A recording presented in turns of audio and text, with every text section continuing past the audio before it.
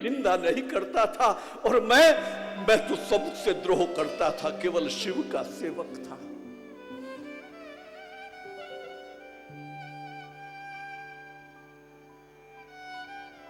संसार में साधु कभी किसी की निंदा नहीं करेगा साहब, नहीं करता।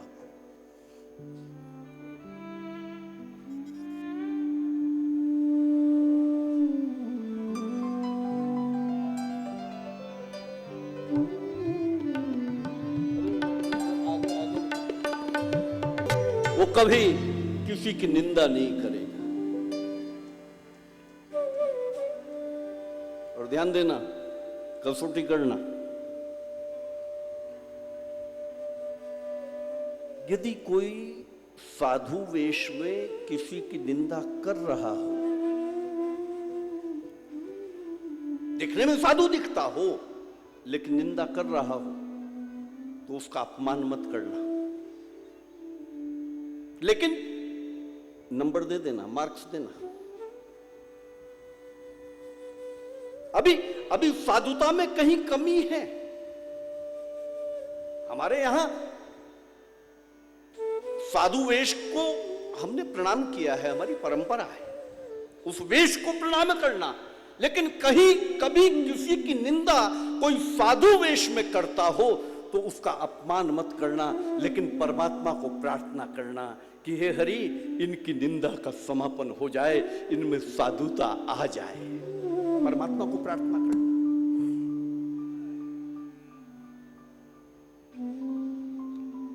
ऐसा यदि कोई मिले तो समझना ये वही महाकाल वाला आया है। वो किसी दूसरे की निंदा सुनेगा भी नहीं। ध्यान देना, निंदा स्वयं तो करेगा नहीं, लेकिन दूसरे की निंदा सुनेगा भी नहीं। कोई अपशब्द बोल रहा हो किसी के लिए तो ऐसा लगता है उसे कि जैसे कोई उसे ही मार रहा हो। ये परम साधु के लक्षण हैं। न भाषितम निष्ठुरम, कभी कठोर वाणी नहीं बोलेगा। उसके मुख से आप कभी भी अपशब्द नहीं सुन सकोगे, कठोर वाणी नहीं सुन सकोगे। उनके श्री मुख से जब भी निकलेगा तब परम सत्य निकलेगा। एक और लक्षण कहूं, पांचवा, श्रुत्वा काव्य अलक्षणम। किसी ने लक्षणहीन काव्य की रचना कर दी हो, कोई ऐसी कविता लिख दी गई हो जिसमें छंद ना हो, प्रबंध ना हो, कुछ ना हो, वो उसे भी सुन लेगा, उसे भी सहन करेगा, किंतु बोलेगा कुछ नहीं। लक्षणहीन कविता, लक्षणहीन कवि की उस कविता को भी बिल्कुल मुखवत सुन लेगा। और कभी कवि को ज्ञान हो जाए कि बाबा कुछ बोले नहीं, और बार बार आग्रह करे वो, बाबा आप मेरी अलक्षणा कविता को सुन रहे हैं, कुछ मार्गदर्शन करें, तब बड़ी मुश्किल से वो परम साधु कुछ शब्द कहेगा। जीभ होते हुए भी, बोलने की क्षमता होते हुए भी जो मुख हो जाए, जो गूंगा हो जाए, वो परम साधु का लक्षण। गर्व नहीं, निंदा नहीं, सबकी बातें मुखवत सुनता है, और उसके लिए कोई खराब आक्षेप भी करे, कोई कुछ कहे भी, पूर्ण न्यायिक है, और प्रामाणिक होने के बाद भी वो उस निंदा को भी सुनकर चुप रहता है। निंदा स्तुति उभय सम, ये परम साधु का लक्षण है। अप्रिय वाणी, अपशब्दों को सहन करेगा। साधु कभी क्रोध नहीं करेगा। ध्यान देना, हम कभी कभी सहन तो कर लेते हैं, हम कुछ समय के लिए सहन कर लेते हैं, लेकिन जो क्रोध अंतर में है वो क्रोध कभी न कभी फूट पड़ता है। लेकिन परम साधु ऐसा सहन करता है कि वो क्रोध को भी प्रकट नहीं करता, क्रोध का आश्रय नहीं करता, और दूसरे के दोषों को छुपा लेना ये परम साधुता का लक्षण है। जो सही दुख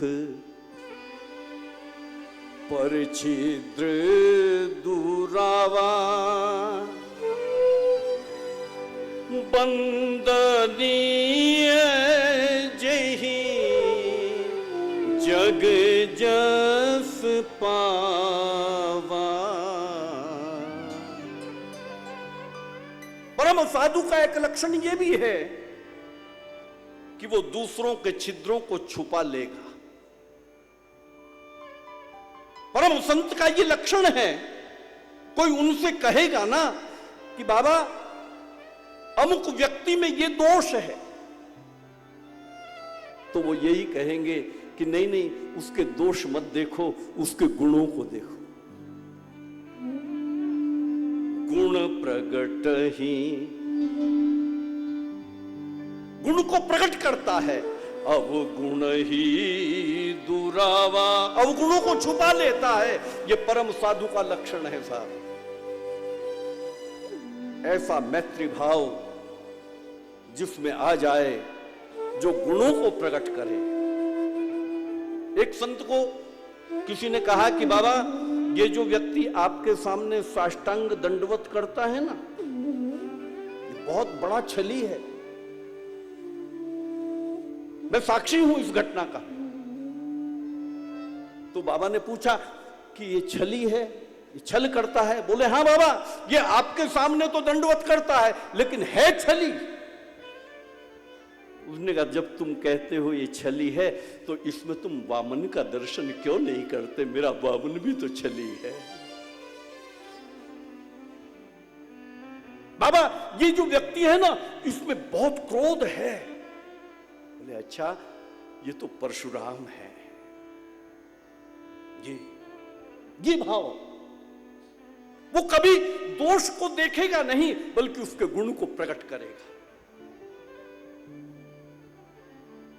ये परम साधु के लक्षण हैं साहब।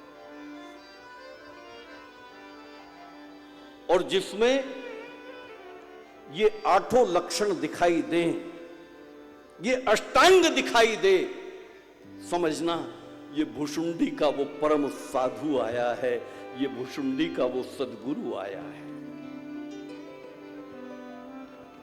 गरुड़ वो शंभु के उपासक थे, नहीं हरि निंदक, उनका विष्णु से विरोध नहीं था। गरुड़ तुम सुन रहे हो, इसलिए तुम्हें कहूं कि मैं आन देव निंदक अभिमानी था, लेकिन मेरे सदगुरु को लगता था कि राम की कृपा से, विष्णु की कृपा से ही मुझे ये शिव सेवा मिली है।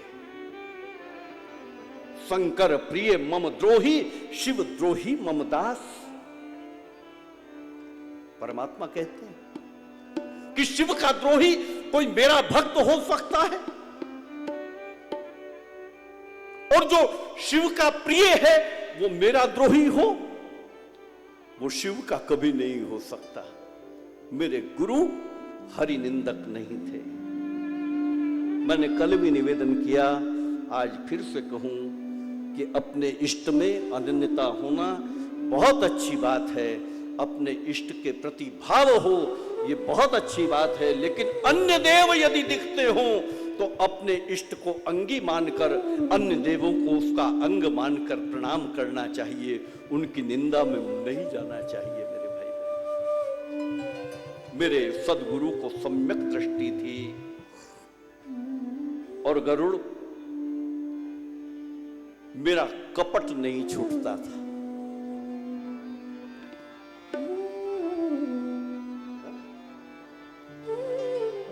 तेहि सेवऊं मैं उनकी सेवा करता था। और कैसे करता था? तेहि सेवों में कपट समेता, तेहि सेवों में कपट समेता, द्विज दयाल अति नीति निकेता, द्विज दयाल अति नीति निकेता, तेहि सेवों में कपट समेता, तेहि सेवों में कपट समेता। हे गरुड़, महाकाल के मंदिर में ये विप्र शिव की सेवा करता था। जो सतत शिव की सेवा में लगा है वो परम साधु है, परमार्थ मार्ग के ज्ञाता हैं, शिव के उपासक हैं, हरि के निंदक नहीं हैं, दोनों देवों में समदृष्टि रखने वाले। इस महापुरुष की भी मैं सेवा कर रहा था, महाकाल की भी सेवा कर रहा था, लेकिन मेरा कपट नहीं छूटता था, मेरा कपट नहीं जाता था। मैं इसकी सेवा करता था ना, वो भी कपट से करता था। देखते चलना, अपने आप को देखते चलना भाई, भुशुंडी में। क्या ये हम सब नहीं करते? हम कितने महापुरुषों की सेवा करते हैं, लेकिन अंदर का कपट और हमारे खेल नहीं जाते, अंदर का गणित चलता रहता।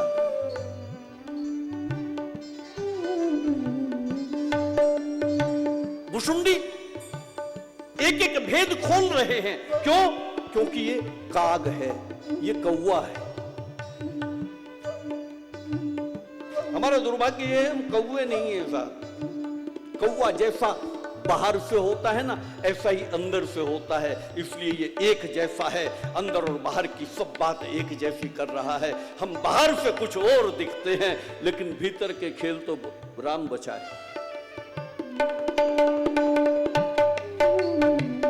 कपट छोड़ना।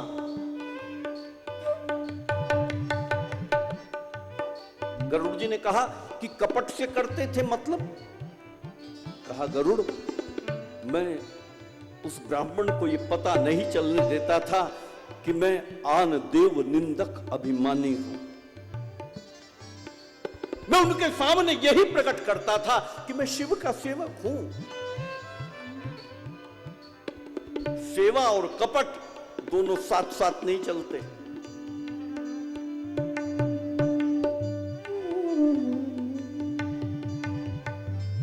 गरुड़ जी ने पूछा कि वो परमार्थ मार्ग का ज्ञाता, परम साधु, तुम्हारा सदगुरु, क्या तुम्हारे कपट को जान नहीं पाया?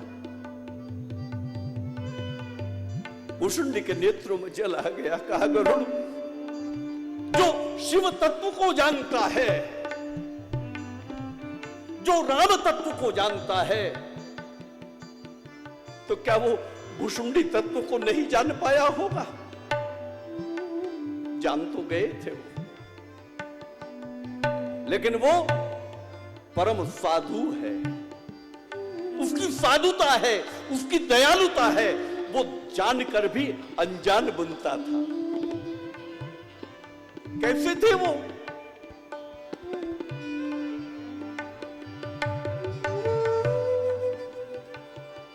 द्विज दयाल अति नीति निकेता। वो द्विज था, उसका दूसरा जन्म हो गया था, वो सब कुछ जानता था और नीति के निकेत थे मेरे सदगुरु। मानो वो धर्म का साक्षात विग्रह था। गरुड़, यदि उसका हाथ उठता था वो भी धर्म के लिए, यदि उसका पांव चलता था वो भी धर्म के लिए, यदि वो मंदिर में जाता था तो भी धर्म के लिए, यदि वो आश्रम जाता था तो भी धर्म के लिए, उसकी प्रत्येक चेष्टा धर्म के लिए थी। यदि 2 रोटी खाता था वो भी धर्म के लिए, यदि सोता था तो भी धर्म के लिए, और यदि उठता था तो भी धर्म के लिए उठता था। उसकी सारी चेष्टाएं धर्म के लिए थी, वो धर्म का निकेत था। परमार्थी कभी कपट नहीं करता गरुड़। और आगे बोले,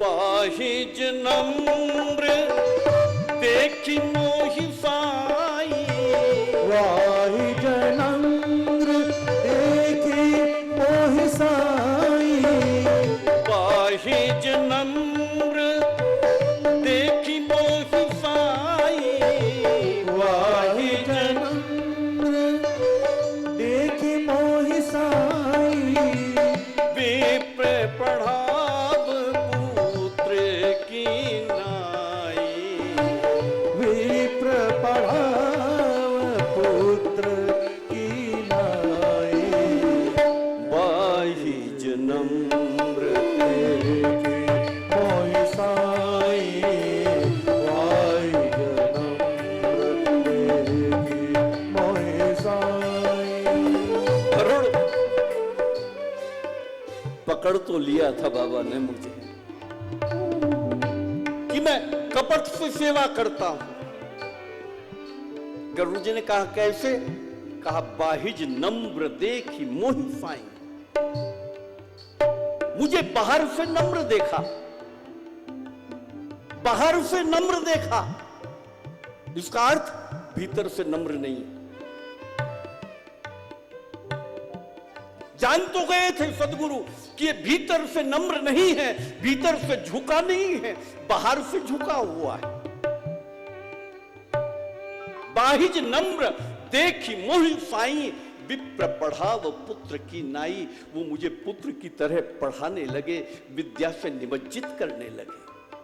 गरुड़ जी ने कहा कि आपने विद्या के लिए कहा नहीं, फिर क्यों करने लगे? आपने तो कहा नहीं कि उन्हें कि पढ़ाओ। बोले गरुड़, वो एक तो परम दयालु था, एक नीति का निकेत था। उन्होंने देखा कि ये मेरी सेवा करता है, तो मेरा सदगुरु ये मानता था कि किसी से ऐसे ही सेवा नहीं करानी चाहिए, सेवा के बदले में उसे कुछ देना चाहिए। इसलिए मेरा सदगुरु मुझे बाहर से नम्र देखकर सोचने लगे कि इसे विद्या दे दूं तो हो सकता है ये भीतर से भी थोड़ा झुक जाए, भीतर से भी नम्र हो जाए, इसलिए मुझे विद्या से निमज्जित करने लगे। भारतीय शिक्षण जगत का ये सूत्र है, एक यही सूत्र है कि जब मेरे राष्ट्र का शिक्षक छात्र को पढ़ाए, विद्यार्थी को पढ़ाए, तो उसे ये नहीं लगना चाहिए कि मेरा विद्यार्थी पढ़ रहा है, बल्कि उसे ये लगना चाहिए कि मेरा बेटा पढ़ रहा है। विद्या या तो शिष्य को दी जाए या तो पुत्र को दी जाए।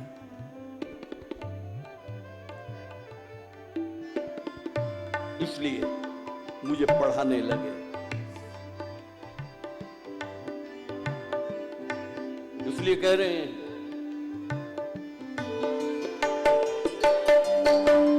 बाहिज नम्र देखी मोहि साई, बाहिज नम्र देखी मोहि साई, बाहिज नम्र देखी मोहि साई, बाहिज नम्र देखी मोहि साई, विप्र पढ़ाव पुत्र की नाई, विप्र पढ़ाव पुत्र की नाई, बाहिज नम्र देखी मोहि साई, बाहिज नम्र देखी मोहि साई।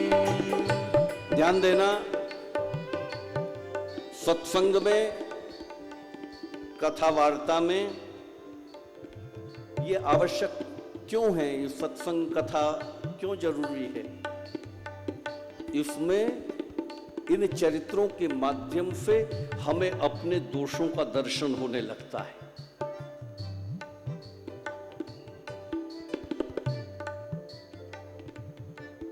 और जब किसी के जीवन में ऐसा क्षण आ जाए कि वो अपने दोषों का दर्शन करने लगे,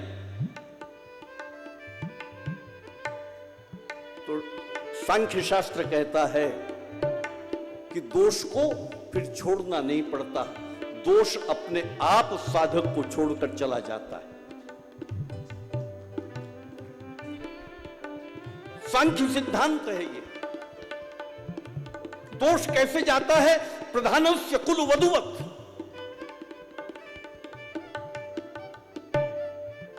गांव के प्रधान के बेटे की शादी हुई, विवाह हुआ,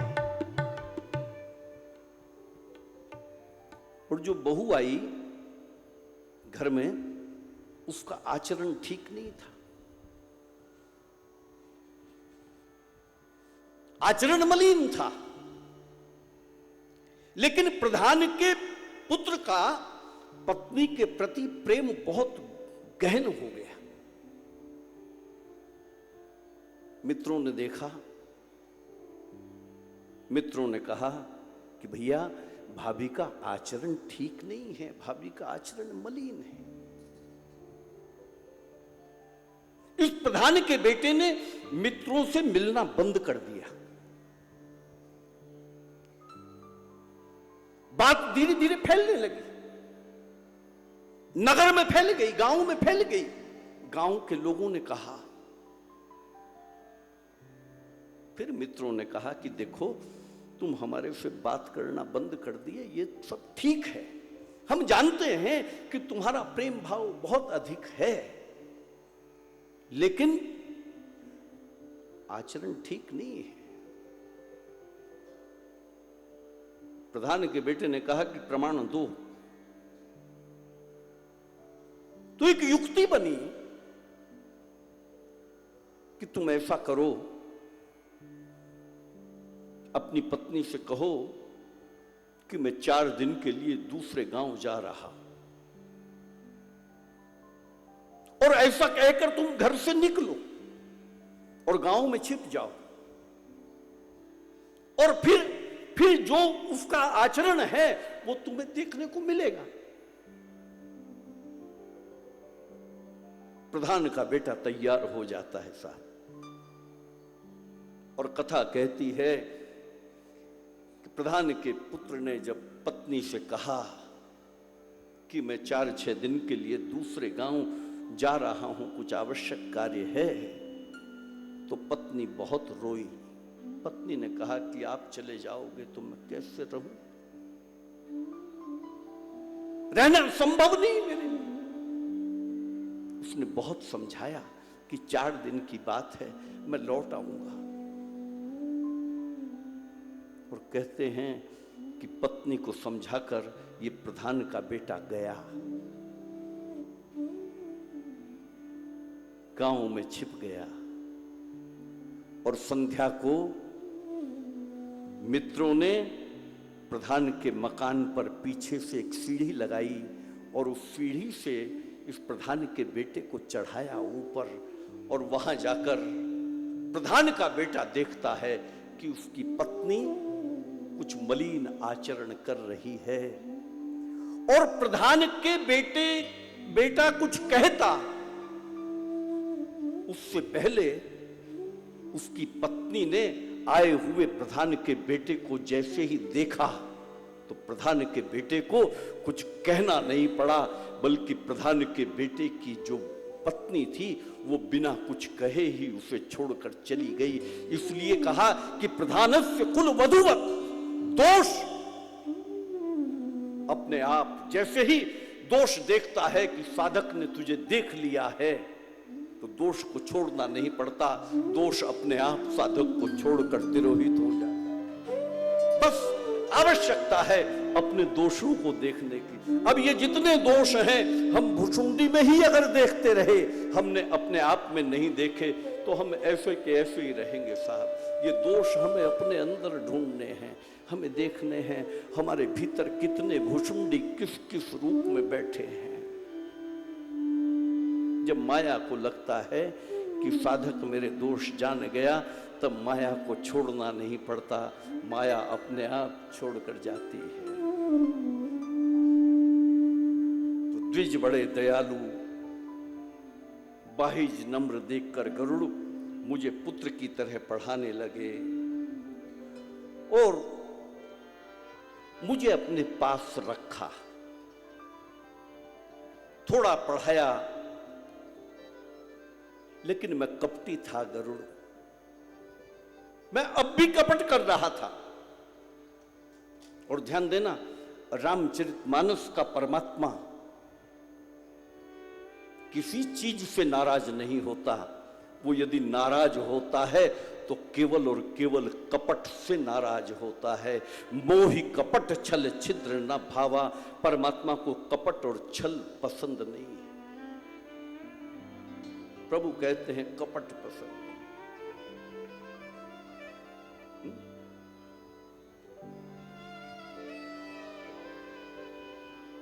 इसलिए वाल्मीकि जी ने कहा कि जिनके हृदय में कपट नहीं है, जब परमात्मा ने पूछा कि कहां रहूं वाल्मीकि से, तो वाल्मीकि कहते हैं जिनके हृदय में कपट नहीं है उनका हृदय ही तुम्हारा घर है, तुम उनके हृदय में रहो। पट धारण करो, वस्त्र धारण करो, वस्त्र कितना भी अच्छा पहनो, पट धारण करो, लेकिन कपट का त्याग करना, कपट को छोड़ना, कपट ना हो। तुम्हें ही निवेदित भोजन करे, भोजन करो, लेकिन परमात्मा को निवेदित करके, परमात्मा को निवेदन करके, परमात्मा को भोग लगाकर फिर प्रसाद रूप में उस भोजन को ग्रहण करो, वरना तो भोग है, भोग में आ जाएगा। भूषण भूषण धारण करो, आभूषण धारण करो, लेकिन दूषण छोड़ो,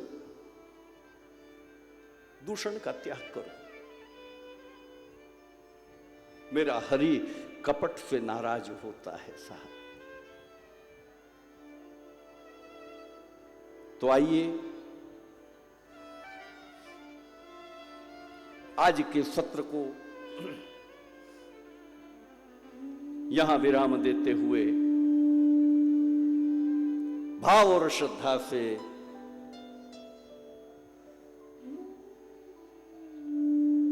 अष्टक का गान करते हुए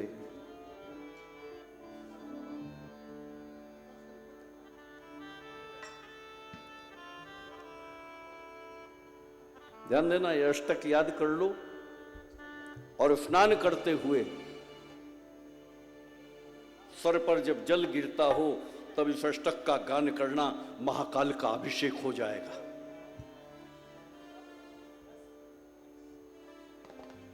अष्टक गान।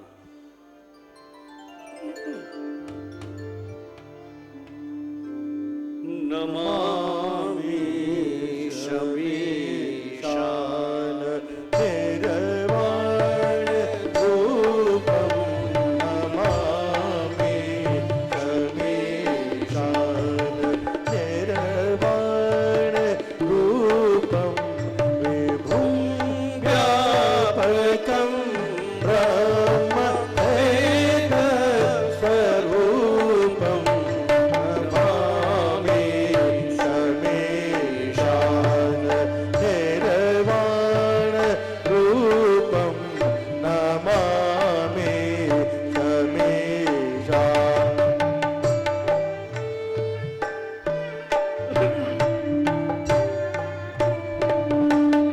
सब गाइए।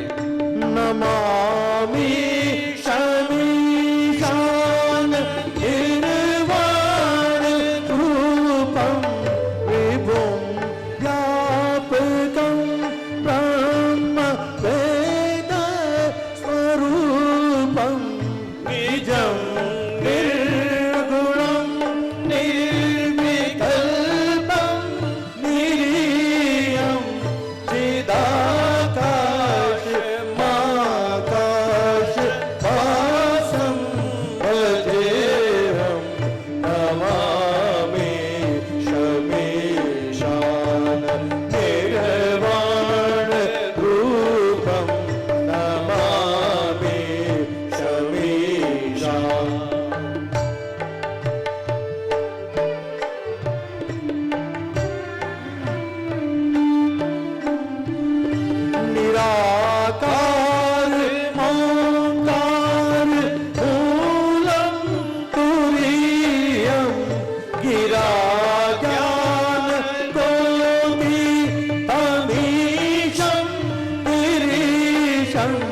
शङ्करालं महाकालं कालं कृपालुं गुणाधारि संसारि हारं नतोऽहं नमामि शमीशान निर्वाण रूपं नमामि शमीशान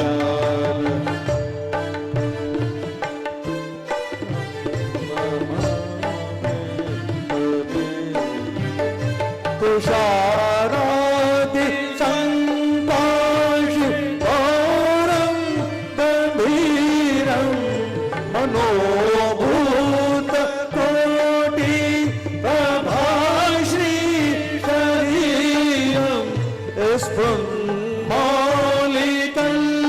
स्फुन्मौलिकल्लोलिनी चारुगङ्गा लसत्बाल बालेन्दु कण्ठे भुजङ्गा नमामि शमीशान निर्वाण रूपं नमामि शमीशान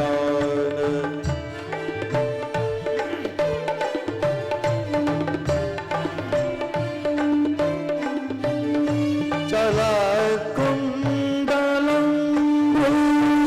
नेत्रं विशालं प्रसन्नाननं नीलकण्ठं दयालुं मृगाधीश कर्मां वरं मुण्डमालं प्रियं शङ्करं सर्वनाथं भजामि नमामि शमीशान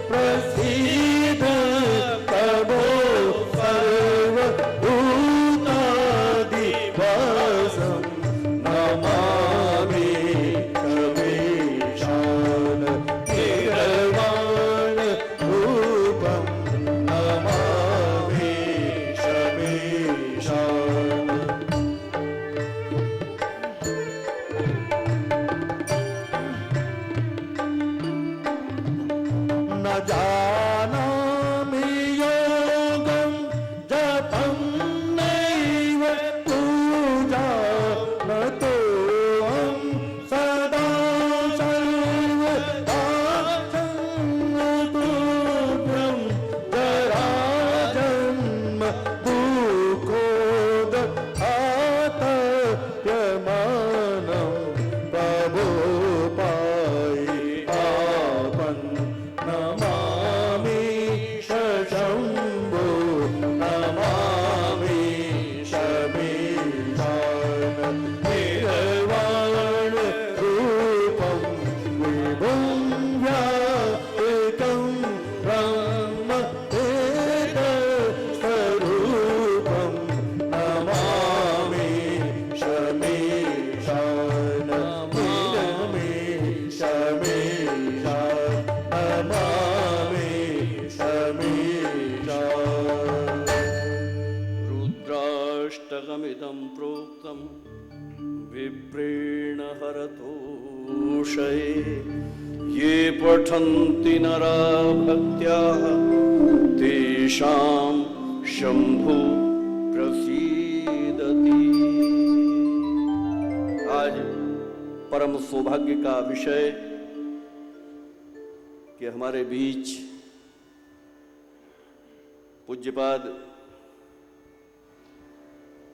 आनंद शंकर जी व्यास पधारे हैं और आप सब लोग बाहर से आए हैं, इसलिए मैं कहूं कि दादा ज्योतिषाचार्य तो हैं ही हैं, लेकिन मुझे जो लगता है वो कहूं कि हमारे उज्जैनी का गौरव है साहब। ये इस अवंतिका का श्रृंगार हैं आनंद शंकर जी व्यास। आज दादा यहां पधारे, कृपा की, और मैं जो कह रहा था उसे सुनकर ये मनी मन हंस भी रहे होंगे, मुझे पता है, लेकिन मैं ये भी जानता हूं कि जो बालक कहे तोतरी बाता सुनहि मुदित मन पितुअरु माता। माता पिता जब तो तुतलाती भाषा में बच्चा कुछ कहता है ना, तो सुनकर ऐसे ही राजी होते हैं जैसे ये हो रहे थे। तो मेरा भाव इनके प्रति वही बाल भाव है। मैं इनसे जिद भी कर लेता हूं, आग्रह भी कर लेता हूं, सब कुछ जो भी मुझे कहना होता है वो जाकर इन्हें कभी भी कह देता हूं। जाने से पहले कभी इनके पास पूछता भी नहीं हूं कि कब आना है। इतने सहज और सरल। मैं अभी गया था एक दिन, जाकर कहा कि दादा ऐसे सामने कथा करूंगा, तो बोले सामने तो मैं आ ही जाऊंगा। और मैं फिर उसके बाद कहने भी नहीं गया। आज 3 दिन हो गए, तो संभव है सोचा होगा कि आएगा नहीं, तो खुद ही चले आए। तो ये दादा की कृपा है। और मैं कहूंगा कि 2 शब्द दादा यहां हम लोगों को आशीर्वचन के रूप में कहेंगे भी। और मैं कमल भाई से कहूं कि आप दादा का स्वागत करें। आप करें, जो भी हैं आए और करें।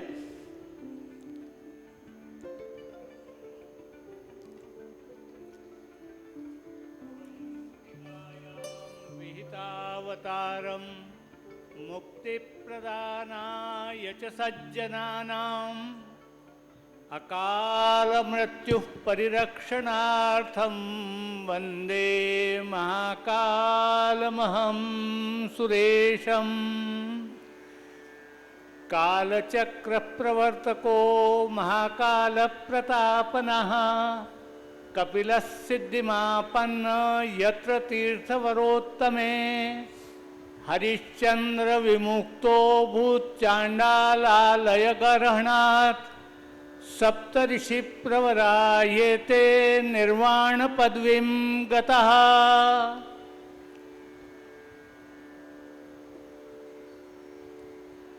परम आदरणीय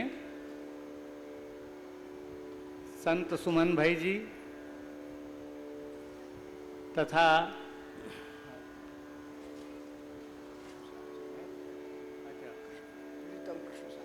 कृष्ण शास्त्री जी भागवताचार्य साथ में यहाँ उपस्थित हैं, समस्त भक्तगण और भक्त स्वरूपा माता बहनें, ये बड़ा प्रसन्नता का विषय है कि यहाँ महाकाल के सानिध्य में इस तरह की 2 कथाओं का आयोजन यहाँ चल रहा है। एक तो अपने स्कंद पुराण और दूसरा राम कथा। वस्तु स्थिति ये कि भगवान शिव को राम कथा अत्यंत प्रिय है और उनसे वो बड़े प्रसन्न होते हैं। मुझे एक बहुत पुरानी बात आज स्मरण आई कि महान संत डोंगरे जी महाराज उज्जैन में प्रथम बार वो तो भागवत करते थे ने, राम कथा जब उन्होंने शुरू की तो प्रथम बार उज्जैन में आकर के गुजराती में उन्होंने यहाँ कथा की थी। और केवल इसलिए कि मैं भगवान शिव को कथा सुनाना चाहता हूँ, मैंने आरंभ की है, तो भगवान से शुरू करके इस कथा को मैं जन जन तक पहुँचाऊँगा। तो कुछ विचित्र घटना ऐसी हुई कि जो मैं आज कहना जरूर चाहूँगा कि उनकी अत्यंत विनम्रता का स्वरूप मैंने उस रोज़ देखा। मुझे आज भी स्मरण है कि कितने अधिक विनम्र वो संत थे। वो आए और मेरे से कहने लगे, एक तो पहले साष्टांग प्रणाम किया। मुझे वही बुरा लगा कि एक संत एक गृहस्थ का प्रणाम क्यों कर रहा है। तो मैंने कहा महाराज आप संत हैं, आप ये सब ऐसा क्यों? कि नहीं नहीं, हम जानते हैं, हम जिन लड्डू गोपाल की उपासना करते हैं उनके गुरु घर की परंपरा में आप हो, इस नाते से न्याय कथा करने के पहले आपका आदेश मुझे लेना जरूरी है। अरे मैंने कहा महाराज आप सरी के संत, आप तो एक अच्छा कार्य करने जा रहे हैं और आप इस तरह का हमको कहकर शर्मिंदा मत कीजिए। लेकिन वो नहीं माने कि नहीं आप आज्ञा दोगे तो ही मैं कथा करूँगा, अन्यथा चला जाऊँगा। तो मैंने कहा नहीं महाराज हम खुद सुनने को आएंगे, आप ज़रूर कथा कीजिए। तो उन्होंने महाकाल में कोई मंच वगैरह नहीं बनाया, वो वट वृक्ष कोने में है, उस वट वृक्ष के नीचे बैठ करके उन्होंने कथा शुरू की। अधिकांश उनके जो गुजराती भक्त यहाँ उज्जैन में हैं या बाहर से जो आए, वो सब आसपास उसमें सभा मंडप में बैठ करके कथा सुनते रहे हैं। तो मुझे ये बात इससे आज स्मरण आई कि मुझे एक ये भी कहना चाहिए कि हमारे संत सुमन भाई ने एक अच्छे रहस्य को पकड़ लिया कि जिससे भगवान शिव प्रसन्न होते हैं और जिस शिव नगरी में वो वास कर रहे हैं, तो उन्होंने एक ऐसे सूत्र को पकड़ा है कि जिससे भगवान जल्दी से जल्दी हमारे यानी कृपावंत हो जाएं। तो इन्हें राम कथा को ही चुना और राम कथा सुन करके आज ऐसा अवसर है कि भगवान महाकाल के सानिध्य में ही उस कथा को वो कर रहे हैं, जहाँ कागभूषण जी ने भी तपश्चर्या और साधना की थी। ऐसा महत्वपूर्ण स्थान वहाँ आकर के, और ऐसा स्थान कि जो भगवान महाकाल जो विश्व वंद्य है और समस्त भूमंडल के स्वामी हैं और पृथ्वी की नाभि पर स्थित है। नाभि योगियों की कुंडलिनी होती है, जिस प्रकार कुंडलिनी के जागृत होने से सब प्रकार के सुख समृद्धि प्राप्त होती है, तो ऐसे स्थान पर उपासना और वास्तव में राम कथा का करना निश्चित रूप से बहुत बड़ी उपलब्धि है। आप जो भक्त लोग यहाँ श्रोता के रूप में आए हैं वो भी भाग्यशाली हैं और जो करने आए हैं उनको भी परमात्मा की कृपा निश्चित रूप से प्राप्त होने वाली है। आज जैसे स्कंद पुराण के लिए कर रहे हैं, स्कंद पुराण में भी अवंती खंड है, नर्मदा खंड है, रेवा खंड है, बद्री खंड है, ऐसे अनेक विषय। लेकिन अवंती खंड में भी एक महत्वपूर्ण बात जो आई है वो आप लोगों के बीच में मैं कहना चाहूँगा कि ये जो हमारे यहाँ कुंभ पर्व होता है और कुंभ पर्व अमृत की बिंदु के पतन से होता है, लेकिन उज्जैनी में एक विशेष बात यह है कि इस देवासुर संग्राम का समापन उज्जैन में हुआ था और यहाँ पर भगवान ने मोहिनी रूप धारण करके अमृत वितरण किया था और अमृत वितरण करने के बाद ये देवासुर संग्राम अवंतिका में समाप्त हुआ था। ये अवंती खंड में वर्णन है। और ये संग्राम समाप्त होना इतनी महत्वपूर्ण बात के साथ साथ ये भी है कि उस हिसाब से राहु केतु की उत्पत्ति भी उज्जैन में हुई। मंगल तो है ही स्थान उज्जैन में, लेकिन राहु केतु का उत्पत्ति स्थान भी उज्जैनी है। तो ऐसे स्थान पर मुझे बहुत प्रसन्नता है कि महाकाल के सानिध्य में हमारे सुमन भाई जी भगवान को राम कथा सुनाने को आए हैं। और राम ने भी विशेष उपलब्धि के लिए लंका विजय के लिए रामेश्वर की स्थापना की थी। ये विजय के लिए सबसे बड़ी शिव की उपासना उनके द्वारा थी। उसी शिव की उपासना के लिए राम कथा आप लोगों को सुना रहे हैं। आप लोगों का भी एक तरह से इसमें ये कहना चाहिए कि उपलब्धि होगी। और इनके द्वारा कथा किए जाने से इनको भी भगवान यश, सफलता, नाम और प्रतिष्ठा, सम्मान सभी देगा। मैं इस अवसर पर ये मंगल कामना करता हूँ कि हमारे यहाँ उज्जैन से, महाकालेश्वर के इस केंद्र से ये कथा विश्व में स्थान स्थान पर व्यापक रूप धारण करे और भगवान इनको यश, सफलता प्रदान करे। धन्यवाद।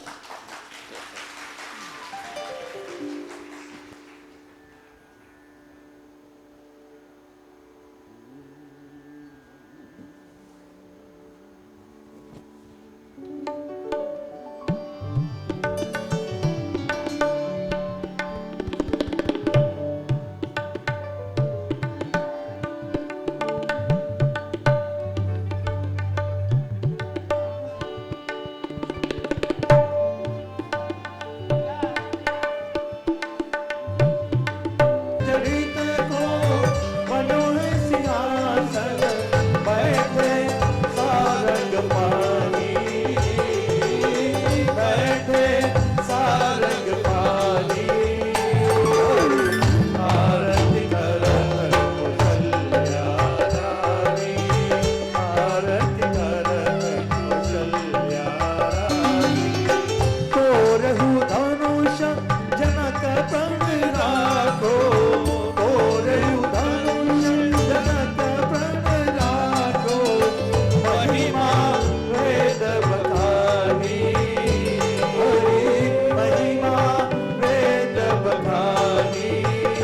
हरि आरती करत कौशल्या रानी, आरती करत कौशल्या रानी। मारहु मान सकल भूपन के, मारहु मान सकल भूपन के। कीरति सब जग जानी, हरि कीरति सब जग जानी।